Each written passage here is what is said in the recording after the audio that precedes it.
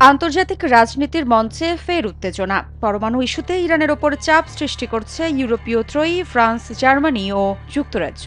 তাদের বিরুদ্ধে অভিযোগ, তারা আন্তর্জাতিক পরমাণু শক্তি সংস্থা IAEA কে ব্যবহার করছে কূটনৈতিক চাপ প্রয়োগের একটি হাতিয়ার হিসেবে। এ বিষয়ে ইরান বলছে, এই চাপ শুধু আলোচনার পথ রুদ্ধ করছে না, বরং কূটনৈতিক সম্ভাবনাও বিপন্ন করছে। ইরান পশ্চিম সম্পর্ক এক দীর্ঘ অনিশ্চয়তার নাম। এই সম্পর্কের কেন্দ্রে বরাবরই ছিল পরমাণু কর্মসূচি, আর এখন ফের একবার উত্তেজনার কেন্দ্রবিন্দুতে আন্তর্জাতিক পরমাণু শক্তি সংস্থা IAEA।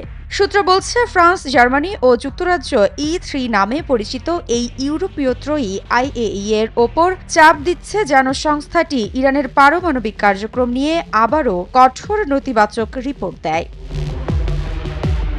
ইরানের রাজনৈতিক সূত্রগুলো বার্তা সংস্থা আল মায়াদিনকে জানায়, এই চাপ প্রয়োগ শুরু হয় তেহরান ওয়াশিংটনের পরোক্ষ আলোচনা শুরুর আগে। এখন পর্যন্ত 5 দফা বৈঠক হয়েছে, কিন্তু তবুও ইউরোপীয় পক্ষ থেকে কোনো গঠনমূলক পদক্ষেপ দেখা যাচ্ছে না। এদিকে তেহরান বলছে, তারা ইতিবাচক বার্তা দিতে চাচ্ছে, এমনকি নতুন সমঝোতার ইঙ্গিতও দিয়েছে। কিন্তু ইউরোপীয় ত্রয়ের এই কূটনৈতিক চাপ আলোচনার পরিবেশকে আবারও অন্ধকারাচ্ছন্ন করে তুলছে।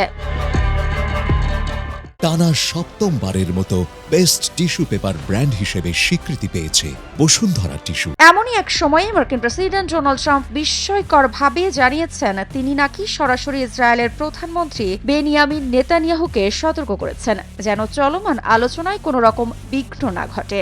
2015 সালে সই হওয়া joint comprehensive plan of action JCPOA এর মাধ্যমে ইরান পরমাণু কার্যক্রমে সীমাবদ্ধতা মেনে নেয়, বিনিময়ে উঠে যায় নিষেধাজ্ঞা। কিন্তু ট্রাম্প প্রশাসন 2018 সালে সেই চুক্তি থেকে বেরিয়ে গেলে শুরু হয় নতুন সংকট। যদিও এখন বারবার আলোচনায় বসে ট্রাম্প আবার চুক্তি করতে চান। মৃত্তিকা সিনহা বিশ্বাস, নিউজ 24।